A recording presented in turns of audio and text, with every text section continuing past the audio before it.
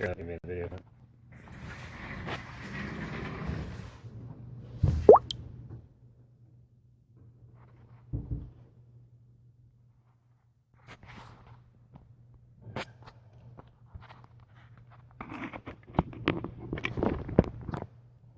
Hey Nick, you see if it'll come up on that.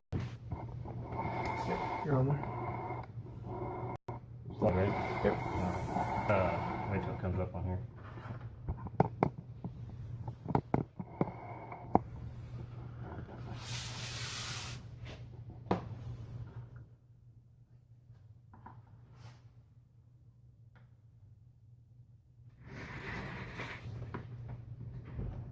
Can you turn the phone up?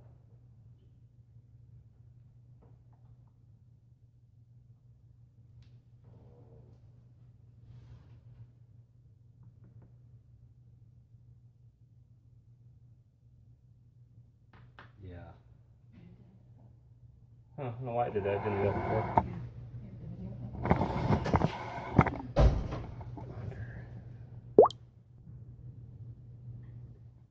No, that's the front camera, isn't it? Yeah. No, I don't think it holds it the other way.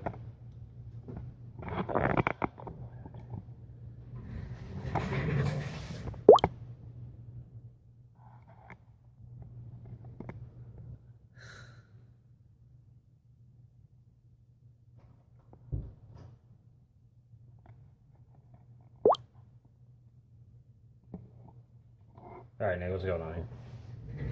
What do we got going? That's the front camera. Yeah, I need that back camera. I thought I hit the button. Alright. There we go. Then we gotta turn it the other way.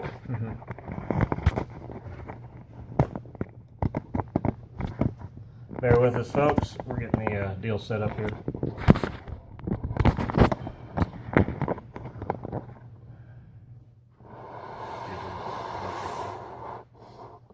Shoot for a second. There it goes.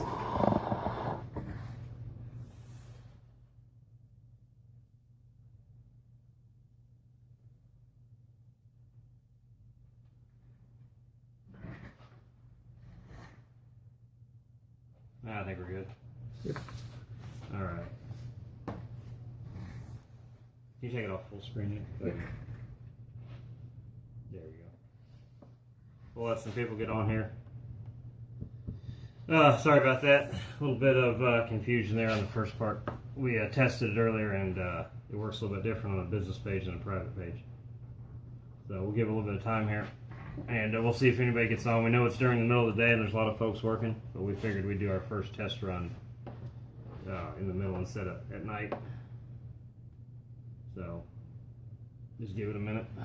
We're gonna go over from the very basics of calling today up until would get a guy started that's never called. When we get done with that, you guys want to question to me about something specific, if you don't, feel free. And there's no set time limit, so we'll just go as long as we're talking.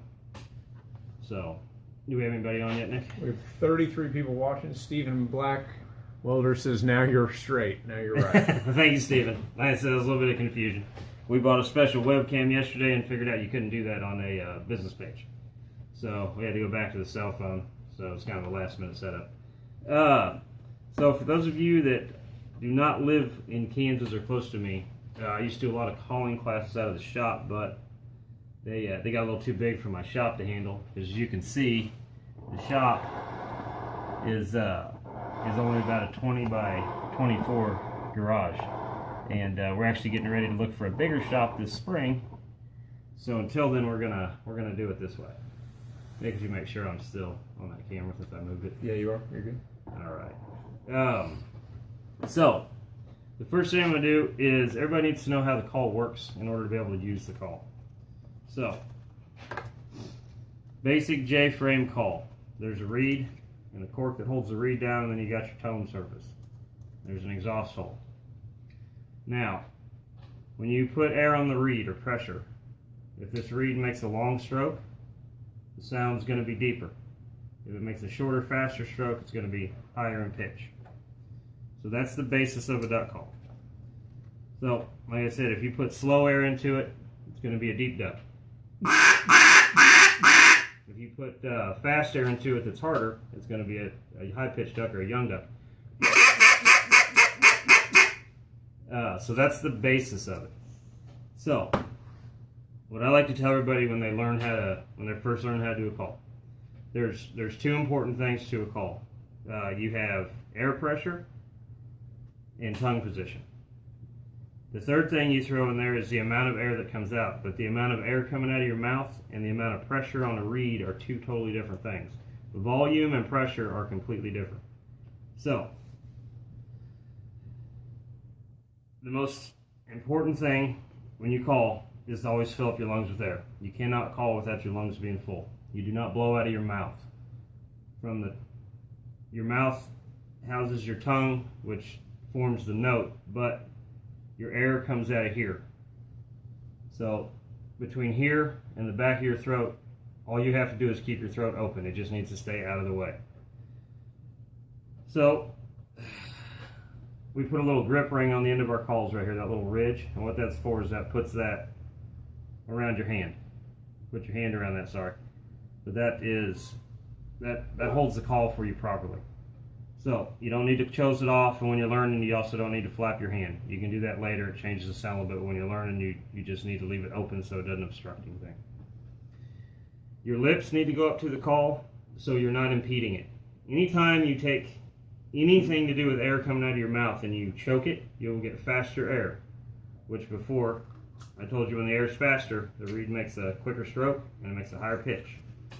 So if you put your lips up to the call and you have them tight together, your call is going to be high pitched no matter what you do. So you want your mouth open, so rest that lip on your bottom lip, the top lip around the top of the call. So you wide. You want your lips to make a hole as big as the hole in the call. Just like that. So, once you get your hands on it right, and you get your lips around the call correctly, your tongue position is the next thing. Tip of your tongue, right here, the part right there, gets planted against the back of your bottom teeth. I like to tell people to either put it where your gums meet your teeth, or go ahead and put it all the way down to that little flap of skin and hold your tongue down to your mouth. But that stays down. What you're going to do is you're going to raise the middle to the back of your tongue up to cut your note off. So, inside of your mouth, when you make a whack, or quack, whack, whack, the back of your tongue is going to be resting against the roof of your mouth when you finish that note. That's the cut. Every sound a duck makes ends with a cut. So, front teeth, tip of your tongue, hits the roof of your mouth, just like that. Whack, whack, whack.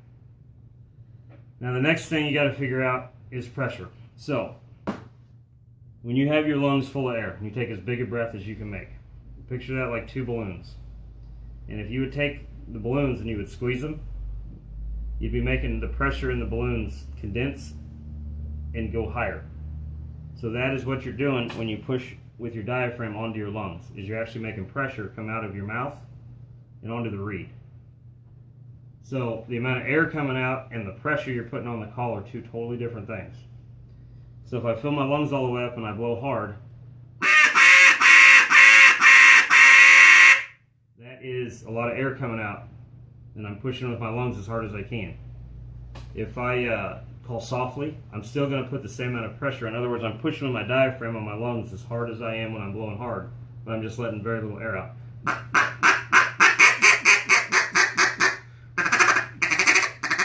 See, I'm pushing just as hard on my lungs, I'm just letting very little air out. So pressure and air are two very different things. So the best thing that a guy can do to start off with, tip of your tongue against the back of your teeth, and you just want one note. Just that one deep note, and then you work up to two notes. And 3, 4, you want all the notes the same. They can have a space in between them. You want to get up to 5, so.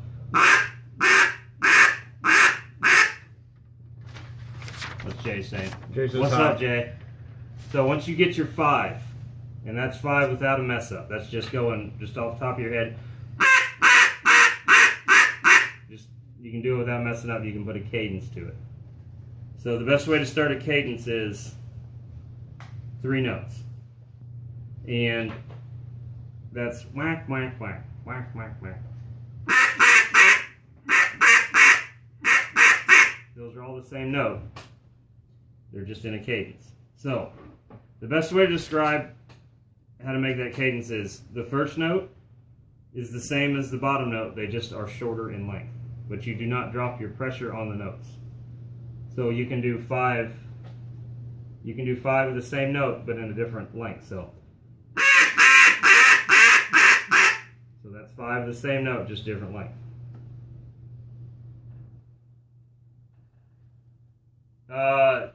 Zach, you want to know if next week's going to be more of an advanced video? We're going to work our way up to that, but when we get to the end of these, you can ask me anything you want. So it can be as advanced or beginner as you want to be.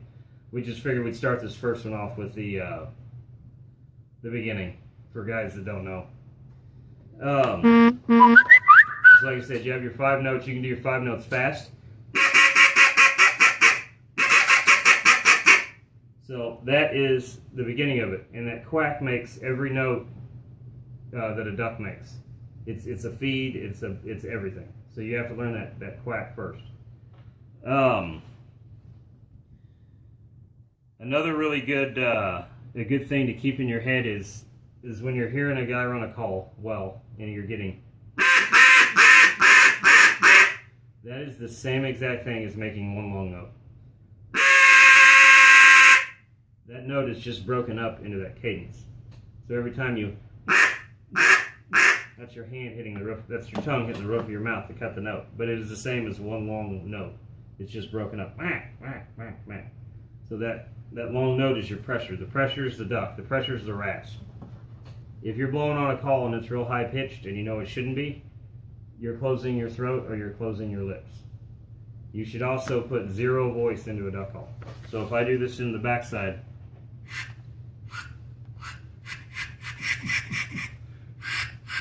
that's just air.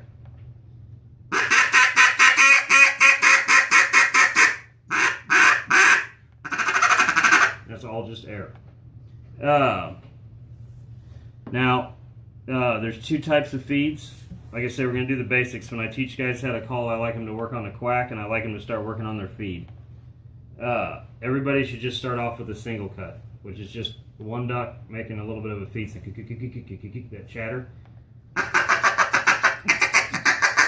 Just that. And all that is a very, very short quack. That's your tongue hitting the roof of your mouth.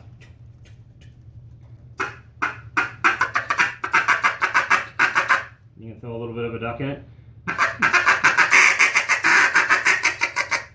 But that's a good one to start on to begin with, because it teaches your tongue the same memory, and it gives you something else to work on besides just quacking. If you guys have any questions, like I said, feel free to throw them up.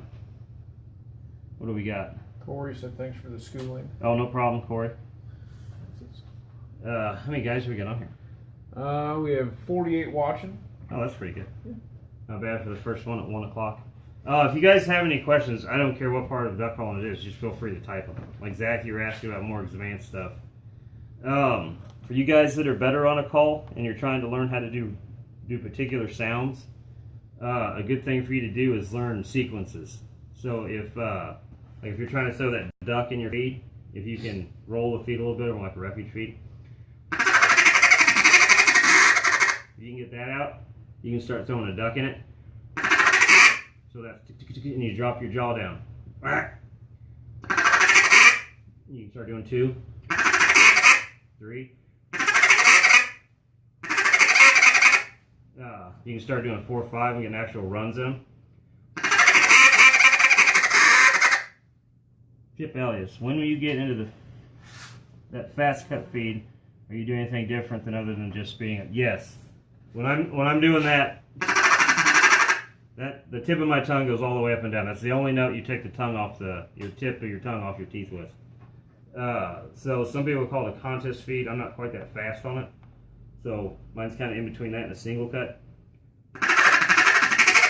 So the biggest thing with that is pressure. So if I do that same feed and I don't put any pressure on it, it'll come out chatter. Like you'll hear ducks spinning on top of you and they'll chatter. That's that ticka feed. I know everybody's heard them do that in the air when they're flying over. But if I start putting pressure on that feed, it'll start getting squeaky. So that's the sound more like more ducks on the water. And then, like I said, you can throw that quack in there. Do you recommend a single or double reed for beginners? Justin Boland, do I recommend a single or double? This is what I tell people. If you really, really want to learn to blow a duck call and you want to learn to blow it well, then I say get a single reed and learn on a single reed. If you're a guy that wants to, not you specifically, just in general, if you're a guy that wants to blow on a duck call during duck season and you just want to run it good enough to kill some ducks, then a double reed is fine. But you're very limited on the double because that top reed acts as a governor for that bottom reed. It doesn't matter what design it is. But that top reed limits this reed from doing things. And technically they're harder to run because you are moving twice as much mylar. So that's one reason you can't quite get it soft. They don't run quite as free because you're moving 20 thousandths worth of mylar when you do it instead of 10. But like I said, if you really want to learn to run one, then I recommend a single. And to be honest, poor calling technique in a double and a single sounds just as bad either way. Anthony Lee, having a hard time figuring out if I'm putting enough air or if it's too much air into the call and the quack, comeback feed, etc.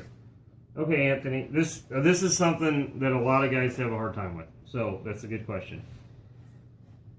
I run calls a lot. I got quite a bit of air, and this call here has it's not a heavy reed and it's not really a light reed. It's one of our 1-1s, and it's a heavy dog ear, so it's just a little soft.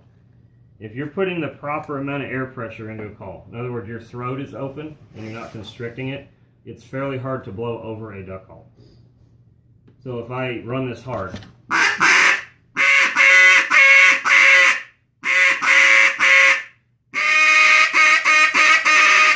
so that's I have a little more air than that, but not much. But if I would constrict my throat and then do that same amount of air, the call is going to get really high pitched and I'm going to go over it. See, that's not the call. That's me constricting the air coming out. So it's like a garden hose. If I squeeze the garden hose down, the water shoots all the way across the driveway. If the water hose is open, it just falls out in front of me. So if you're blowing over calls or you have a hard time with that, you probably have your throat closed. Like I said, that's what makes that pressure go up and makes that reed vibrate too fast. But that's also how you get different ducks. Cal, Cajun Squeal. Is that from Jay? I know somebody else asked. Okay. I didn't think it. Cajun Squeal. This is a tricky one. So if you do a Cajun Squeal, right, you can make it really, really whiny. That is a quack. But what you're doing is when your tongue gets to the roof of your mouth, you are leaving a little bit of space and the air slips over it. You're almost locking the call up when you do that. You're almost pinning the reed down. That's what's making the squeal. But there's just a little bit of air slipping over your tongue that gets out to the call when you do that.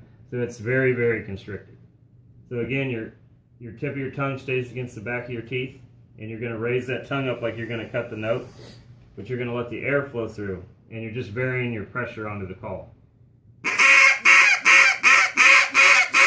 So if I would do it really slow, I haven't done this while I may mess up on this, but if you do it really slow, you hear the air just slipping out through there. So that is a very hard call to learn, so that one you got to work on a little bit. But yeah, that air just barely passes over the top of that tongue and makes its way through it. What's up, Ron? Ron wants to know if I could run my call like I would in a hunting scenario, open water and timber. Yeah. I call fairly loud, but if you ever listen to live ducks are pretty loud. You hear them when they're flying by. If there's a pond with them on, you can hear them from quite a distance. It matters more on timing than it does volume or what you're saying a lot of days. We do a lot of, well, I do a lot of just regular runs of quacks.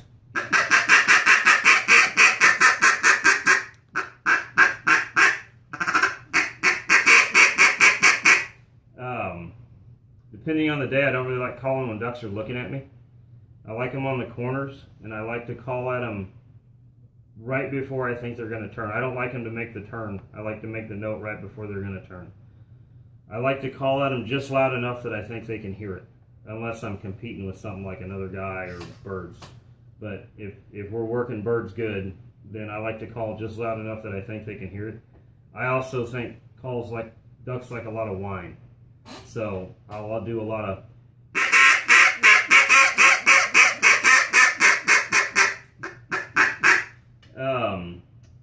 I do the same feed I do on the videos of ducks.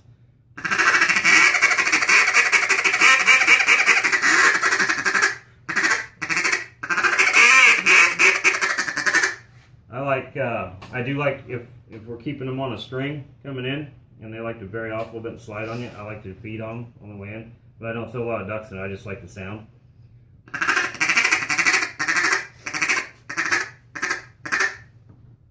Terrence Carter, bouncing hen, please, please, please. No problem, bud. That's another hard one like the Cajun Squeal.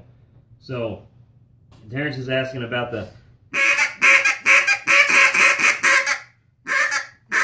And I do that inside of a feed mostly. I usually just don't do it on its own, so you get a... And that is... I don't use a lot of words to describe calling, but that is tuka. So I'm going to try to do it slow. I don't do it slow like this very often, so I got to work on this for a second. But if you break the note down slowly, that... So you got two distinct notes.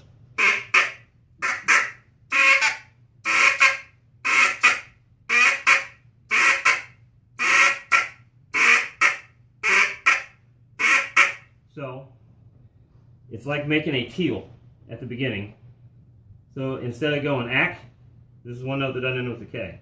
Instead of saying ack on that, you're going to say t. So that's like a teal. So I say t, k.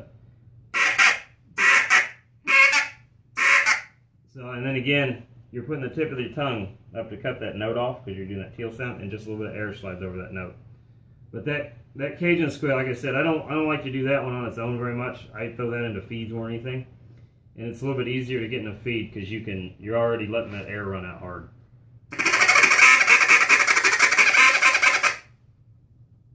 If you need more help on that, man, feel free to type. That's a hard one.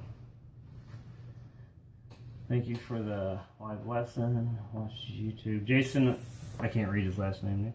Athen. Oh, Jason Athen. Videos hundreds of times. If they've been the main training for me is... Oh, thank you, Jason. Much appreciated. That's why we put them up. What's the trick to running your shortcut call? Justin, that call is tricky. That call has no back pressure in it. So if that call is tuned with the readout of the shop, it's kind of a light runner. If you tune it with the heavy reeds we sell, then it's harder. But you have to keep your throat wide open with that duck call. I don't know if I have one tuned up in here or not. Let me see. Maybe.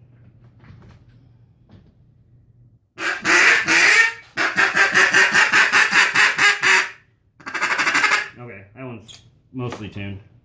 So that's a shortcut. And that call, the bore on it goes directly to the board. So it's very free running. It gets a lot of whine and a lot of chatter because of that, which is the sound that I wanted it to make when I built it. So if you constrict your throat up with this call, it'll be very high pitched. Like that. So you have to keep that throat wide open.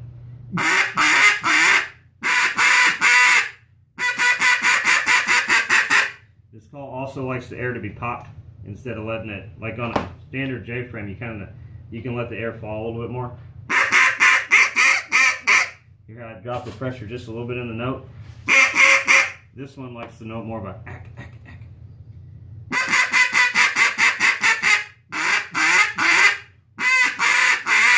Same thing on the feed. You got to stay on the feed on it. But wide open throat on it. Don't close your lips off on the shortcuts. How much do you think the squeal helps you? I hear a lot of guys trying it, but it seems to me that it might be a little too much. Tristan, like I said, that It's one of those deals, man. If they're eating it up that day, I think it's great. And if not, you can always take it out of it. But I probably killed the majority of my ducks with a little bit of squeal in that call.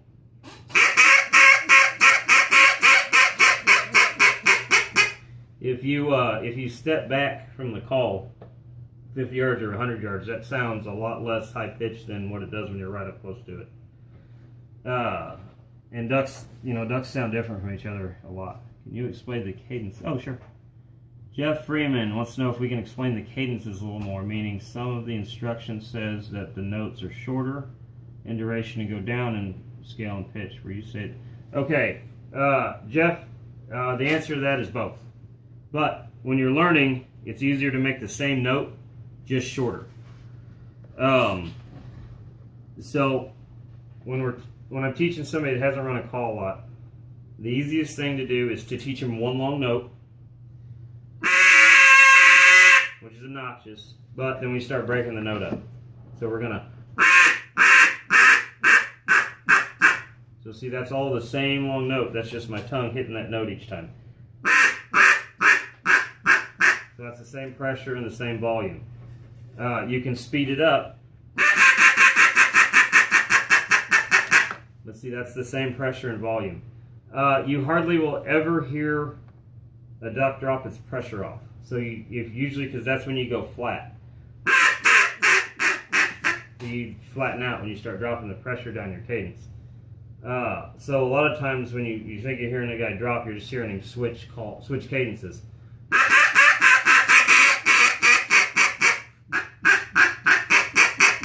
You can also go up. You can start low and go high. Which you hear ducks do that a lot, because you'll hear.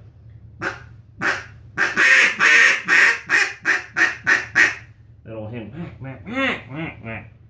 But the you can try to drop the pressure on it, but like I said, it's a better habit to learn to keep the pressure solid all the way through and keep the notes from going flat all the way down. I don't know if that answered your question or not. Paul Allen, any advice for guys with big tongues? I think you're a lucky guy, Paul, but I'm not sure. Paul, would you mind typing to me exactly what you're having a hard time with that? And I could maybe answer that better. Can you teach us a little, Chris Wermuth, can you teach us a little more about what moving the reed up and down on the... Yeah, no problem. Chris? Okay, so this reed oscillates, and some guys will tell you that it touches the tone board, and some guys will tell you it don't. I will tell you it does, because I wear a tone board about every 2 years. If you can see my line where it's starting to hit on there, it'll cut just like a goose gut, and that's in acrylic because I don't make any molded products. So when that reed takes its longest stroke, which is a little bit shorter than that barrel because it doesn't hit the top, when that reed goes all the way up and then goes all the way down and cycles, that is its deepest duck. When that reed takes a very small stroke and barely wiggles, that is its highest pitched duck. So if you look on these tone boards, there's a little bit of arc right here, and that gives the reed set, and that's where the cycle starts. That's why when your cork goes flat on you, you get a flatter sound, because that reed's not cycling as high. So that reed cycle is important, because like I said, if you keep your throat open, you're going to get a deep duck. So this is the reed taking its longest stroke. I'm not putting any voice in that. That's just the reed in pressure. If I take and make that air come out fast, then the reed's going to take a smaller stroke and vibrate smaller. So that is, and anything in between is where you get all your multiple ducks. That's why that double reed dampens it, because it's stopping that bottom reed from moving freely. He was the one to talk about cadences. Uh-huh. So keep pressure, just shorten note. You keep the same amount of pressure. Yeah, that's right, Travis. You just shorten the note. So like I said, that's if you hold one long note, that is the same as going. That's the same note. I'm just cutting it with my tongue every time you hear that. Charlie, Denise, what is some drills you practice opening and closing your throat while calling to get the different sounds? Charlie, that's a good question. And this is when things get a little more advanced. So, you can close your throat down to change the sound of the call. I don't like to move my lips. I don't like to teach guys to move their lips because it's very inconsistent. And it's something you got to reposition where your throat, your esophagus comes up and meets your throat. You can shrink that esophagus size or you can open it up, and that varies the sound of that duck call. So the first thing to do is learn how to run a call with it open. Then you can tighten your throat, and all you're doing when you tighten your throat is squeezing your throat muscles. If you put your hand right here, you can feel them get tight. And when you do that, your esophagus gets tight. So if I blow with a tighter throat, that's my throat closing down. That's also, after you get a little more advanced, and like you learn that Cajun Squeal, learn how to whine, you'll close your throat up and down to get that out. So a good thing to start learning on your cadence, which I think was the other part of your question, which you were getting at, is you can practice deep duck to high duck. Doesn't have to be many notes, just the two together. You can practice slow to fast. But all that stuff is good. You can go from a feed to a duck. And then you can start putting all those little runs together that you practice. Like sometimes when I take the cork and reed out of it and put it back in the same exact spot, it sounds different. Chris, what I would say is make sure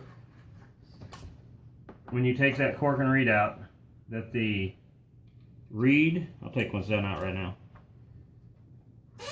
There's a notch right here that we cut out when we make these, and I make sure the reed's got the engraving up on it, if it's mine, so you can read it. That's how you know, because I orientate them when I cut them on the machine. And then the cork, but make sure that reed is all the way to the very back of that notch, because if it's not, you're changing the length of it.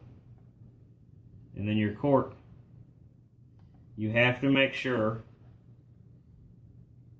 that, let's see, if you have any gap at all in that cork, like if it looks like that, that call will not sound right. That cork has to go all the way to the very back.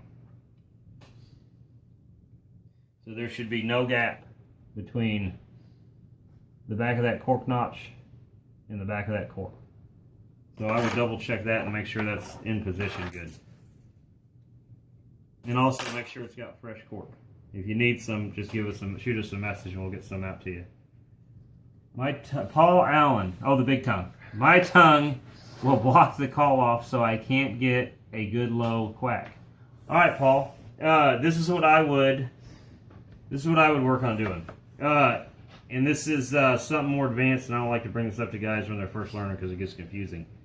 But you'll actually start to cut the notes off without using your tongue. You're going to cut them off with your throat. So when I'm doing my deepest duck,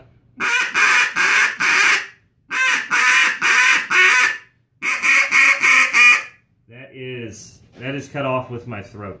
So that tongue just stays down, and this is a really hard thing to describe until you feel it.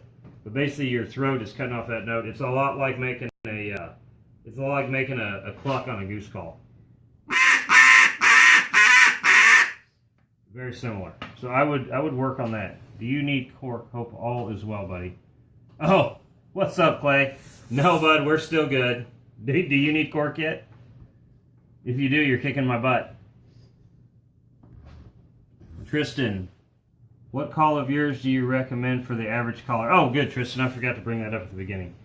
The thing that I see the most from doing this for so many years now is the tendency for a guy, let me get off camera a second, get a call. The tendency for a guy learning is to go out and buy a quiet call. And I think that's because it's kind of an embarrassing thing to learn, and the quieter seems better. But I will tell you this, if you have a call with a very small bore like this one, that's a standard pencil, so that is about the size of a pencil, compared to a loud call, open water call, whatever the industry slang is for it. I just call it, this is a full range call, this is not a full range call. So if you have a wide open bore compared to a small bore, when you're learning, the biggest difference is the small bore call creates back pressure. And what back pressure is, when you put air on this reed and it vibrates, the amount of air that can pass through the tone channel and out the end is restricted because you don't have much bore. That is back pressure. So the smaller the hole, the less free running they are. The problem with that when you're new is you have to learn your pressure. So it's very easy to blow over the top of a smaller bore call. So they have less range. I don't care who makes it. So an open board call, you can see this is much bigger than the pencil. What that does for you when you're learning is it has a lot more room for error. You can put light pressure in it, you can put heavy pressure in it, you can put hard pressure in it. It's all going to make something okay if you've got your tongue doing the right thing. So for guys starting out, I like them to start. I usually start them out on a con artist, hand cut, or just a regular con, depending on what they're wanting. The hand cut cons are raspier. The regular con artists are more of a traditional open water call. So they'll ring on the top like a comp call. They don't quite hold the note like a comp call does, but they've got the same basic. So for everybody starting out, I recommend anything that's loud. You'll have a much easier time with it than the quiet call. We got anybody else? No new questions now. Okay, fantastic.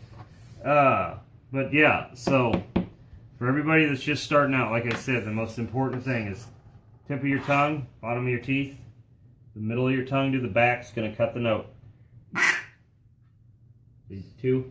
Like I said, I don't care how spaced out they are. If you have to,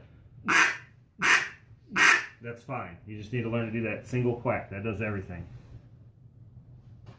Paul Harper, how do you keep your call from freezing up?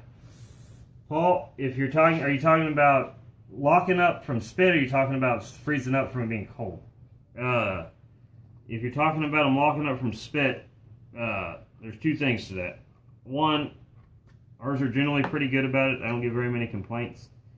We do not do spit channels, but on our boards, every call we make, except for a Main Street, has got air grooves in it.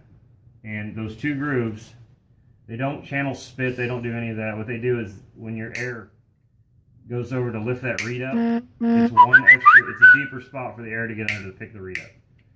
So it helps with them sticking a lot.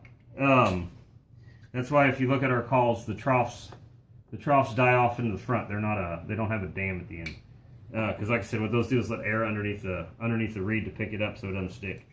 If you're talking about freezing, well, hold on. If the other thing you can do, if you guys call with your tongue flipping up to get the top of your mouth, there's two spit glands underneath your tongue. And every time you put air onto those two spit glands, you're going to make more spit. So when your tongue stays pinned down to the bottom of your mouth, it keeps your spit glands covered up and you don't drool so bad. If you're talking about the call freezing up from ice, you can't do anything better than keep it in your pocket. Or you can do what I do, and I hunt around a Mr. Heater. So I'm serious, yeah. But thank you, Tristan. Junior, do you have any calls that blow wet? Like I said, Philip, all our calls come with them air grooves, so we get very little complaints about them sticking.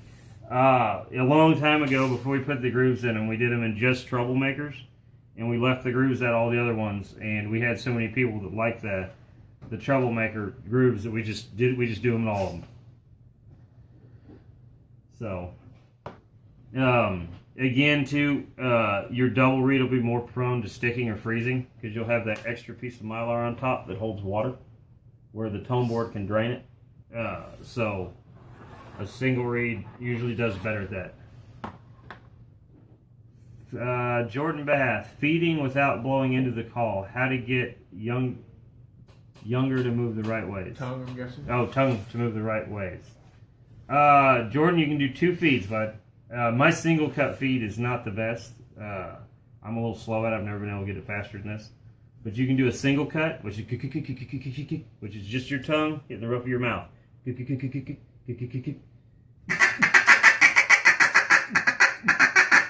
Or you can do more of like a refuge style, and you're actually going to flick the front of your tongue. So if I do that slow, that's the tuka feed you hear, but when you pressurize it, it becomes a better sound. But the tuka, that's tuka. But if you start to speed that up and you put pressure on it, So you start sounding more like a duck. You can throw the ducks inside the feed. That's the ducks inside the feed is what makes it sound the realest. And all you're doing when you do that is you're dropping your tongue and just dragging the note. So you're going ticka ticka ticka ticka ticka ticka. And you can start doing multiples.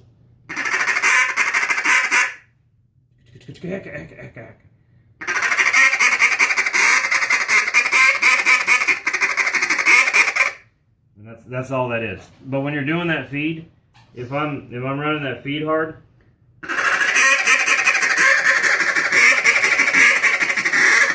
that is as hard as I can blow. That's as hard as I can blow a call when I'm doing it. That's the same as going.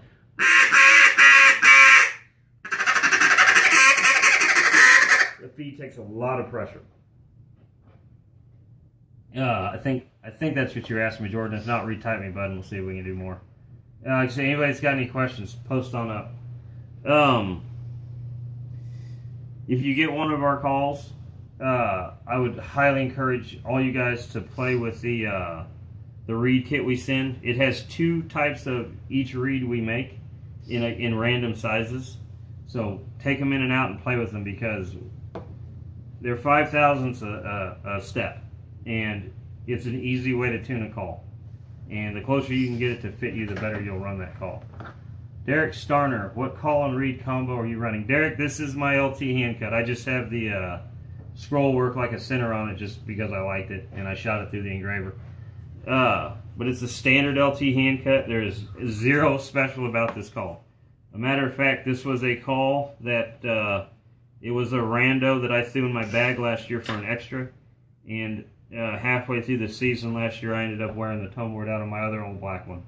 So this is the one I grabbed one day while we were hunting. I mean, this is literally, I did it in the boat and I put the scroll work on it this year. The standard LT barrel, I just put a little groove in the band. But that's an LT. I'll grab the other one I hunted with this year. If I can find my bag. There it is.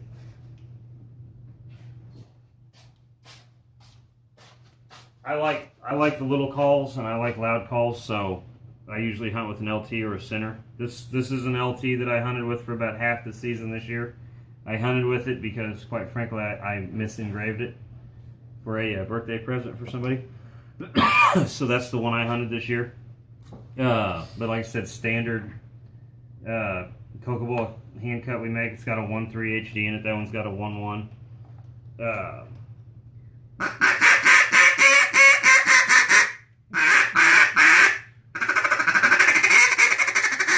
This one's a little bit cleaner call than that one because it's just wood. So we mill our boards within 2-3 thousandths of each other, but wood changes, so you never know what you get out of a wood call.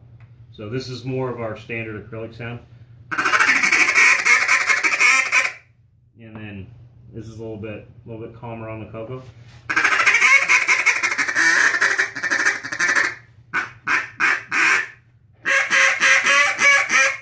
But I usually start the year out with a little bit softer call or a little bit more of a young call. Zach Brown, are they supposed to come with other reeds or just another cork? Oh, Zach, this year after duck season got done, we went ahead and threw a we threw a sample reed kit with all the calls now. If you want one, man, just shoot us a message. Jordan Bath, are the reed kits on our website? Yes. Oh, you got a call. Well, I'm not sure when you got your call, Jordan. We've been sending the sample kits out for maybe 2 weeks now, bud. Like I said, just shoot me a message and we'll send you one out in the mail if you want a sample kit. Steven, how do you know when the tone board is getting... Oh, well, all right. This is... You guys got to remember, I run a call a pile. If you look at your call right here, I don't know if you can see this in the camera, but usually the reed will have a little shape to it where it hits the tone board. But let's see how I can do this. But if you run one of these enough, you will actually indent that like a set of broken goose guts. So when it does that, it's pretty well shot. But like I said, you have to run one an enormous amount. So yeah, that's how you know. But yeah, your reed will physically go inside the tone board. So Zach says, awesome, no problem.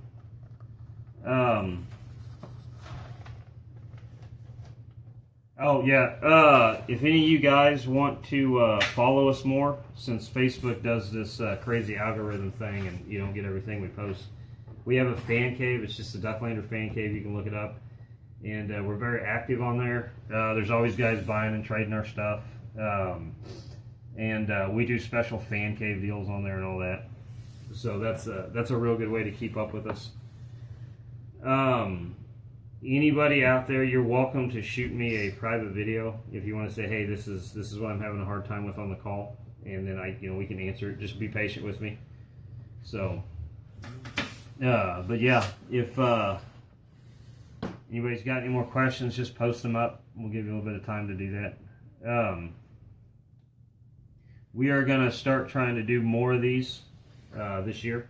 We're actually going to we're going to move the shop this year, so we're not going to have time to get out and do our shows like we normally do.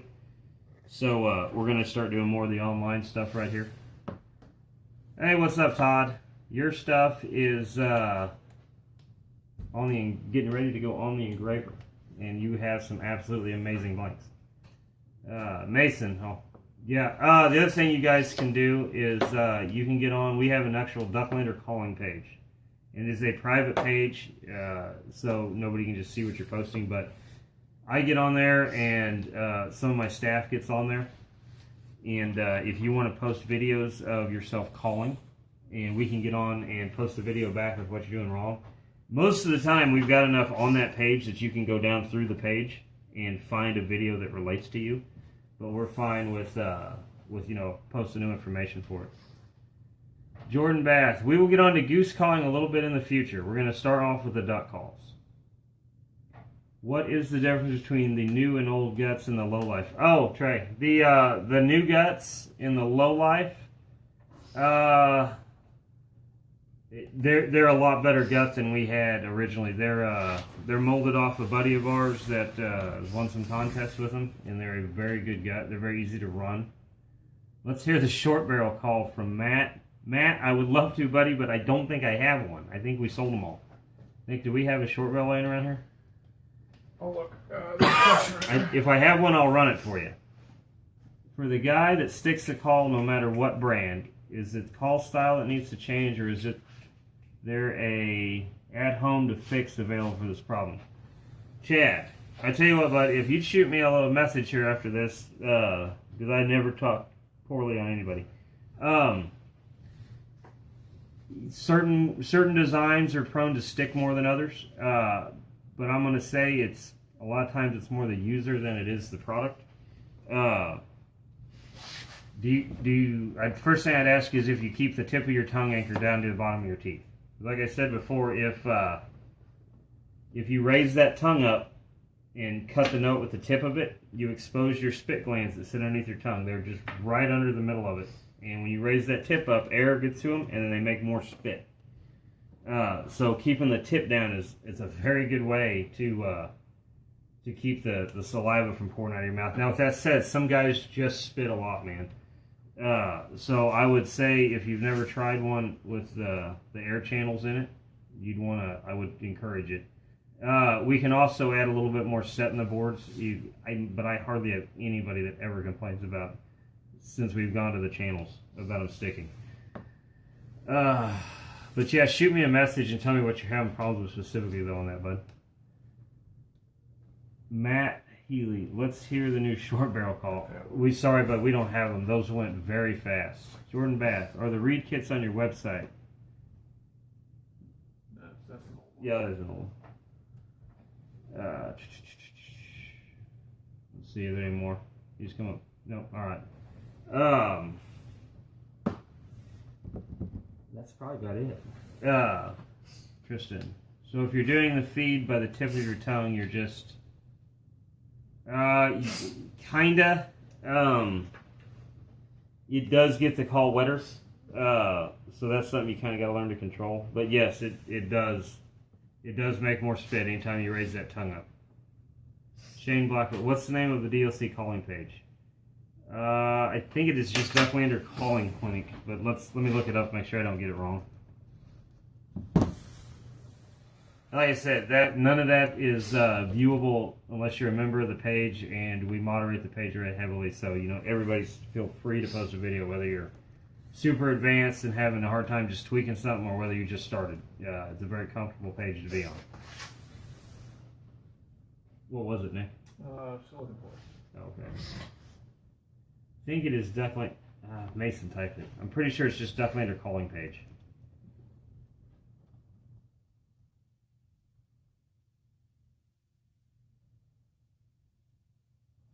Yep. Yeah, just Ducklander calling page. Ducklander is one word, and then calling and page are separate. Or you feel free to shoot us a message, and we'll send you a link over to it, or add you if we can. How important is the Drake whistle in a sequence? Jordan, we use the whistles a lot, especially towards the end of the year. The great thing about them is it's pretty hard to blow a duck out of a hole with a whistle. So if you've got a guy that is blowing a regular call, reeded call, and you've got another guy that can blow that whistle, especially if he can do 2 or 3 sounds with it, he can do a penny, a drake mallard, and like a widgeon. Yeah, it certainly doesn't hurt anything. Last time I was down at Allbecks and we shot them ducks, I mean, he blew a whistle 90% of the day. I blew the reeded call. So, I mean, they really do work well. So, it's one of those calls, especially if you got somebody in your blind that can't call well, but they want to participate. That is a great thing to let them do, because like I said, it's pretty hard to blow a duck out of a hole with a whistle. What Chris? Oh wait, what's up? What's up, Avalero? I think I said that right. Do you run the same reed on different calls? It depends. On a shortcut, I usually run a 1-1. That's the comp reed. On my LTs, I'm usually somewhere between a 1-1 and a 1-3. A con artist, like a hand cut, I'm usually right at like a 1-1. So that's got a little bit longer barrel on it. So I'm a little more comfortable on 1-1. On standard con or the smaller board calls, I'll run usually a standard just 1-0, like I send them out of the shop. The centers I like a 1-3 HD, just like I like on the LTs, but it'll be somewhere around in there. You can also, when you do the kits, you don't have to buy the actual kit. You guys can buy the reeds separate. So like I send them out with a 1-0, which is 2 steps above the bottom reed. Occasionally I'll put a 1-1 in them if I get run low and we got a lot of orders. But I do that because if you know the call's too light for you, you can just order from that reed up. So you could order the top half of the numbers or the bottom half, depending on what you like. The round reeds are a little bit more squealy, but they have rasp. The HD reeds are more whiny, and they have more rasp. And the straight cut reeds make the calls a lot stiffer than the standard reeds are kind of in between everything. Tristan Bluer wants to know what hand cut is. Tristan, that's a good question. When I first made this call, the LT, it was the standard LT, and it was a great call, had a lot of range in it.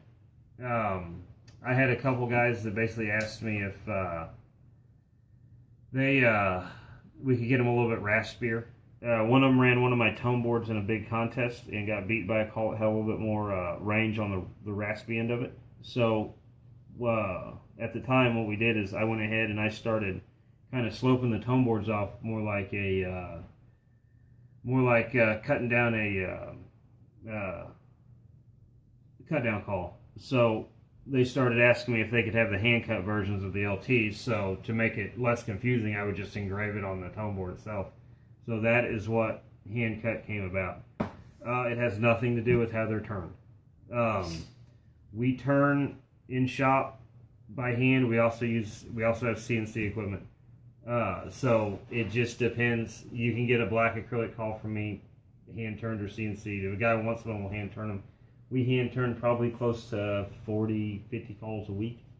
But without that machine, I couldn't keep up on orders. So that's what hand cut is. Basically, it's a raspier version of the same model.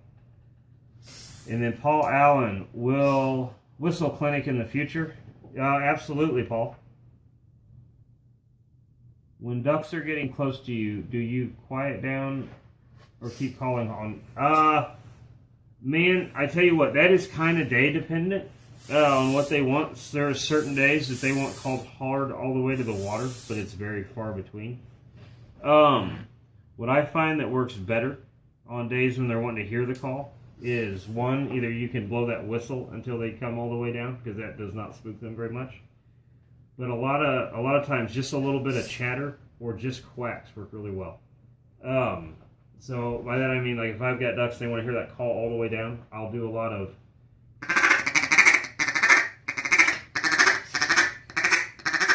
until we shoot them, or just single quacks work great.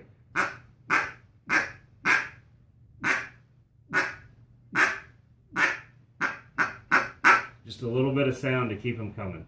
I find that works better most of the time than staying hard on them all the way to the water. Steven, I blow a 1-4 bullet reed. What would you recommend in the other reeds? If you blow a 1-4 bullet, you would probably like a 1-5 on the HD, or maybe the 1-4. You may like the bottom run of the comp reeds because they're a lot stiffer.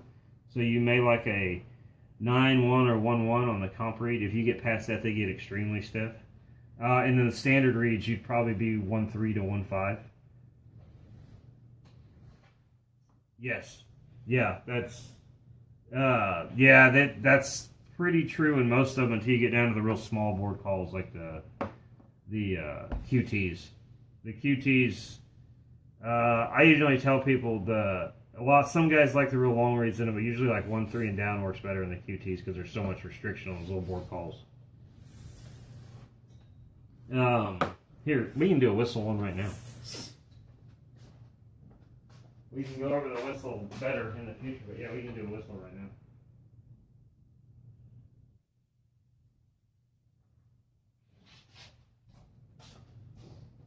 So, for anybody that doesn't know, we make a Drake whistle. We wrote Drake on it because that's the main sound it makes, but it's a 5-in-1. There's 2 holes in the top of the whistles. This is the main sound hole. This is where the sound comes out. You can change the pitch and do a few different ducks with that front hole. So you just do not want to cover the holes up. Now, unlike a duck call, you grunt into these.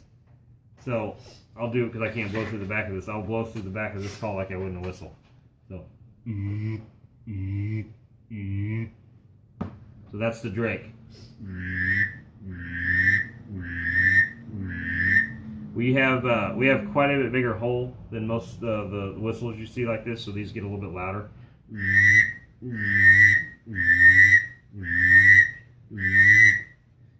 You can do a teal. You can do a teal peep. You can do a widgeon. That's tu-tu-tu. And you just flick the end of your tongue on that one. And that Drake whistle, again, it's just like a quack. You cut the note with the back of your tongue.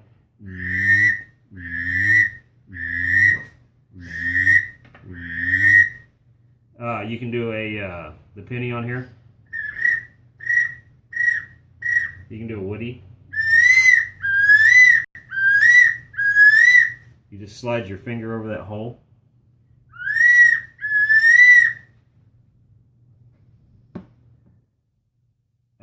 Can we get some sound samples of the lowlife? We will save that one for another day. We do have a sound file we can send you over though if you want one. That's never a problem. But yeah, so that's your basis of the Drake whistle. So the deeper you can hum into one of these, the better you get. Like I said, you can put quite a bit of air through these. You can also vary that Drake by covering that hole a little bit.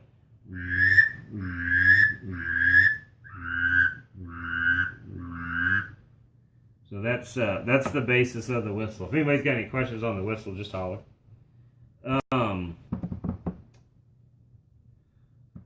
So we are going to we will try to set another one of these classes up for next week, and we'll cover more advanced stuff.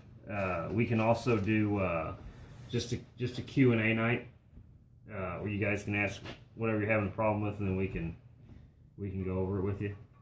Like I said, we're always happy to help. Anybody else got anything up there, Nick? So, all right, we are going to go ahead and thank you, Zach. We try, buddy. We try to keep everybody as happy as we can. We're going to go ahead and call this one a day.